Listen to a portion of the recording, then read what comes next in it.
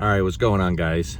Just wanted to give a little feedback of something that I thought might help somebody understand the bigger picture, all right? So many of you have watched the videos with Rhodey, the young Rottweiler that I have at the house. I've done so many videos with her from every time I've had her because I'm trying to show the everyday stuff to help people that don't really understand what we do with a dog on a daily basis, the non-sexy stuff, right?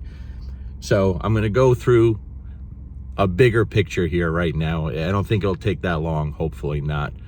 But I'm just gonna give you one example of why she's able to allow me to do things to her that she won't let others do, okay?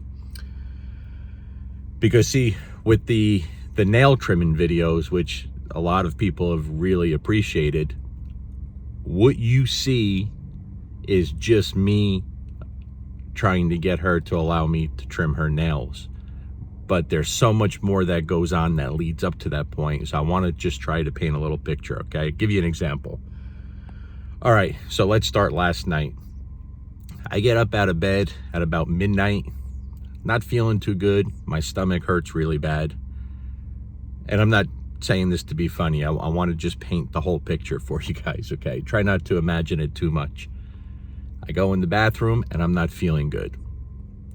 I come out of the bathroom, I go back in bed. Within 5 minutes, I'm jumping up, I'm running back in the bathroom. Now I really don't feel good, okay? Something's not right. My stomach's really hurting.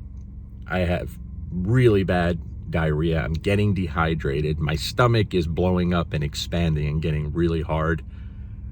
Like I was on the verge of wanting to go to the hospital, but Stephanie is laid up on the couch because she hurt her back pretty bad. And so I can't call her. And I'm not doing well. I wind up getting into the kitchen, getting a bucket, because now I know I have to worry about it coming out both ends.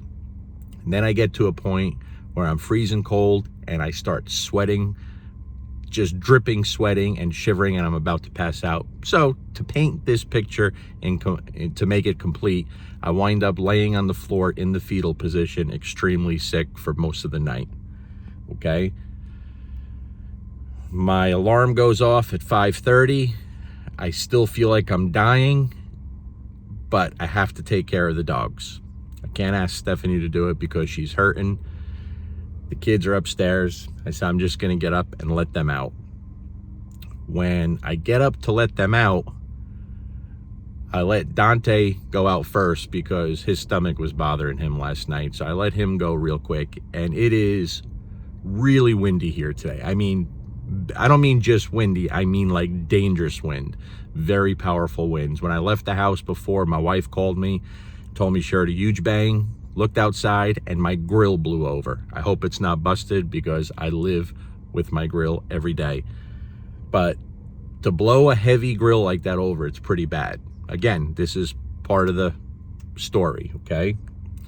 So I let Dante out, he does his things. Now I come in and I get Rhodey. And mind you, I don't have much clothing on. I feel really bad. I'm very weak. I'm very dizzy.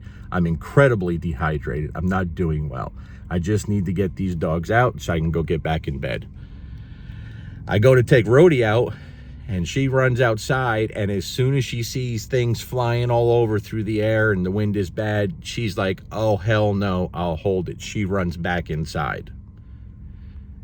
Now, Rhodey's an amazing dog. I love her to death. Her biggest issues are she's scared of anything new, like very timid of anything new, and that's a problem, right? So as sick as I am, I have to take advantage of that. And I'm not going to yell at her and go grab her and make her go outside, because that is going to confirm to her that life sucks right now. I don't want to do that. I have to take advantage of this opportunity to teach her and make her stronger at this moment, even though I don't want to. I just want to die at this point, right? And I'm like, this is the last thing I need right now, but we have to do this. So she runs back inside. I don't say anything. I don't make a big deal about it.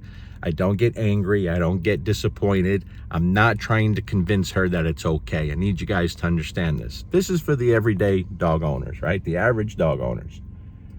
I just pick up a leash. I put a ball and a rope in my pocket, which she saw me put it there. I put the leash on her and I just walk outside. I don't ask, but I change my whole attitude and even my facial expressions to show a very happy me. I'm smiling. I'm enjoying the crazy weather.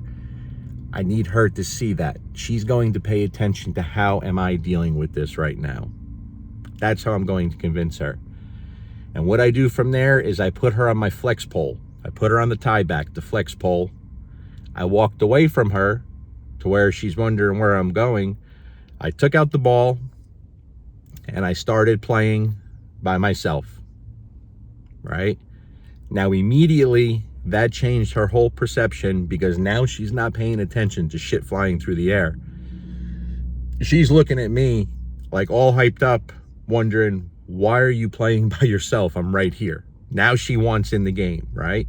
Now her perception of what's going on outside is changed. She's watching me. She sees me having a good time in the middle of this chaos. I'm over there playing by myself. You know, when I was 14, 15 years old, and I was playing by myself constantly, every chance I got, in the bathroom, anytime anyone left, I thought that once you get to be in your 20s, 30s, you get married, you don't enjoy playing by yourself anymore. Well, at 51 years old, I still enjoy playing by myself. I'm just saying. I don't even know why I said that. Anyway, playing by and I'm having a good time. I'm chasing the ball and I'm throwing the ball and I'm playing by myself just like I would with her, until she is just like losing her mind, like, whoa, I want to do that too. And I made like I didn't even know she was there. And then at one point I look, I'm like, whoa, what are you doing out here, mama? You know, like surprised that she's here. And why are you over there not playing with me? And now she's looking like, get me out of here.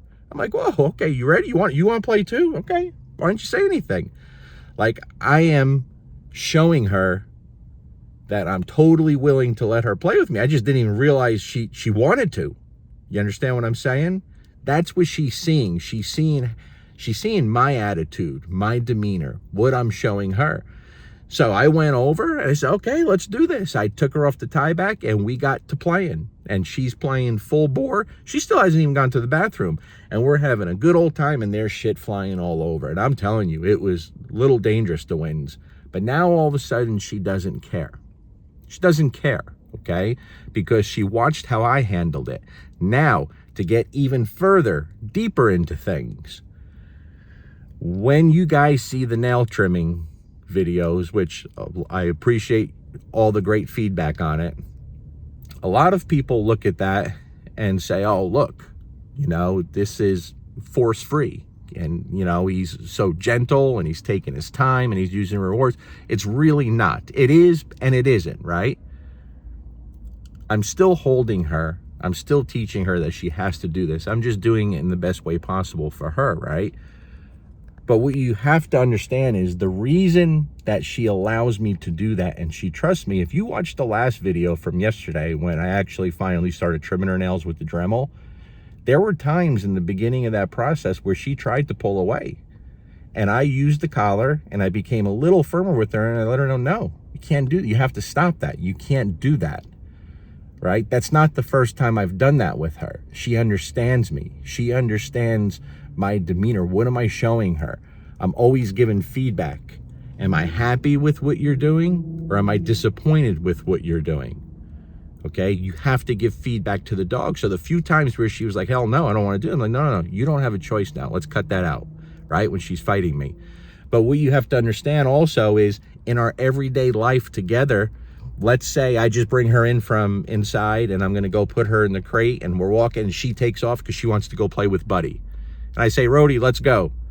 If she doesn't come to me immediately, I don't keep begging. I don't yell. I don't scream. I go over there and I let her know that's the wrong. I'm not happy with that, right? I may take her by the collar or I may just use spatial pressure. but it's my tone, the way I talk to her, to let her know I'm not happy with that choice. And I make her go do what I'm asking her to do. I don't beg her. I don't give her the option. She has to do it, right?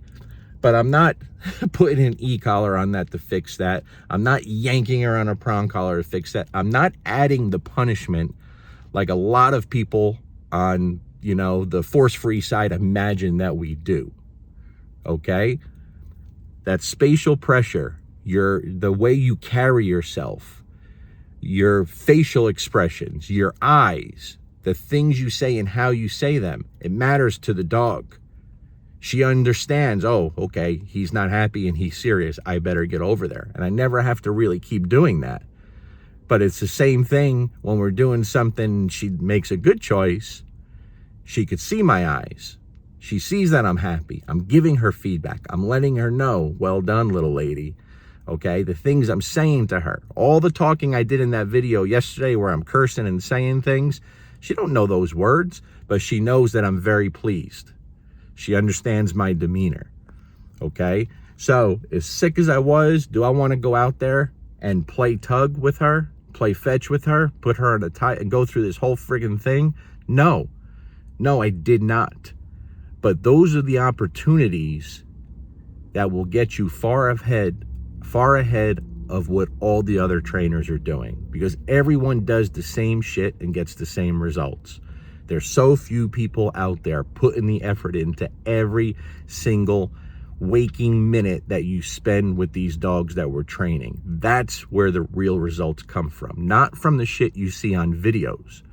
You know, shit, with that being said, the wind even blew away my damn tripod, busted my tripod. I just had to order another one because now I can't film anything without a tripod. It'll be here this week, hopefully, you know, but that's a good learning moment for her. And the reason she's able to overcome that is because she trusts me. We have a bond, and she looks at my reaction. How am I reacting? Now, if I went out there with her the first moment where we saw that wind and I did the same thing she did, like, holy shit, this is horrible, ran inside, she's done. She can't overcome that. I just proved to her that you should be scared. This is some crazy shit. But instead, I showed her there's nothing to fear out here. You trust me, you follow my lead, I'll never lead you into danger. Okay? So this is a little long, little drawn out, but this stuff is, to me, what's really important and that you don't get to see and people don't talk about, mostly because most people don't do it and don't understand it and don't put their time in it. That's where I focus my time on, guys. It's all those little things that make that dog crazy about you, whether it's your own dog or a client's dog. They have to be, if they're crazy about you, you could overcome anything, okay? Peace.